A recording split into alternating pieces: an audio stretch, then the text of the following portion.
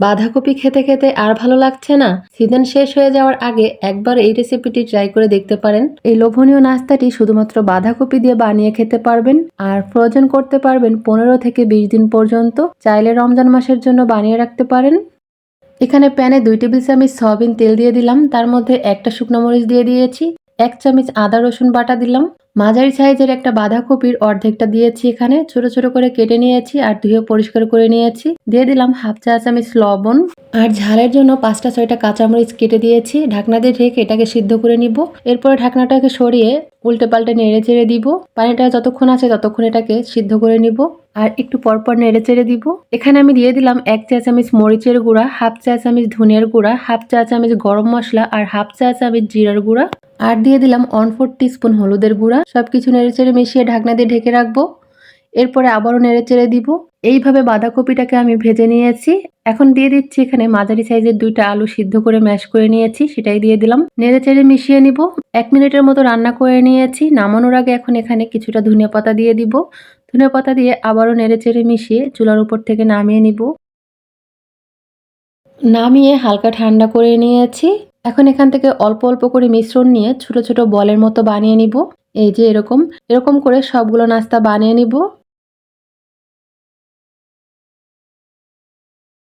এই যে সবগুলো নাস্তা বানিয়ে নিয়েছি।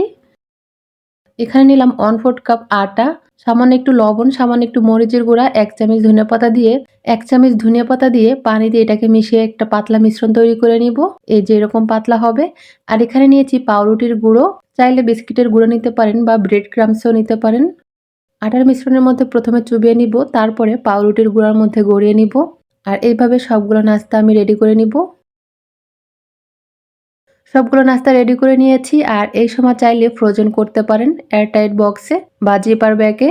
ফ্রোজেন করার আগে 30 মিনিটের জন্য বা 1 ঘন্টার জন্য ডিপ ফ্রিজে এটাকে রেখে একটু শক্ত করে নেবেন, তাহলে কিন্তু নাস্তাগুলো অনেকদিন ভালো থাকবে। নাহলে একটার সাথে একটা লেগে যাবে। আমার হাতে সময় কম, তাই আমি এমনিতেই দেখিয়ে দিলাম। আজকে আমি ভেজে শেয়ার করছি। এখানে প্যানে কিছুটা তেল গরম করে নিয়েছি, একটা একটা করে নাস্তা দিয়ে দিলাম। এখন বাজারে বাঁধাকপি কম দামে পাওয়া যায়, চাইলে কিন্তু অনেক বেশি করে বানিয়ে ডিপ ফ্রিজে সংরক্ষণ করে রাখতে পারেন। ইফতারের আগে ভেজে নিলেই হয়ে যাবে। এরপর পছন্দ মতো কালার চলে আসলে নামিয়ে নিব। ভাজার পরে কতটা লোভনীয় লাগছে। সবগুলোকে সেম ভাবে ভেজে নিয়েছি। আর এই নাস্তাগুলো ভিতরে নরম, উপরে অনেকটা ক্রিস্পি। একটা নাস্তা ভেঙে দেখায় যে কেমন হয়েছে। এই যে, আর কতটা লোভনীয় হয়েছে। এটা খেতে কিন্তু ভীষণ মজার হয়। বাজারে খুবই অল্প দামে বাঁধাকপি পাওয়া যায়, চাইলে কিন্তু অনেক বেশি করে বানাতে পারেন বা সন্ধ্যার নাস্তাও রাখতে পারেন। রেসিপি ভালো লাগলে একবার হলেও তৈরি করে দেখতে পারেন। আশা করি সবার কাছে খেতে ভালো লাগবে।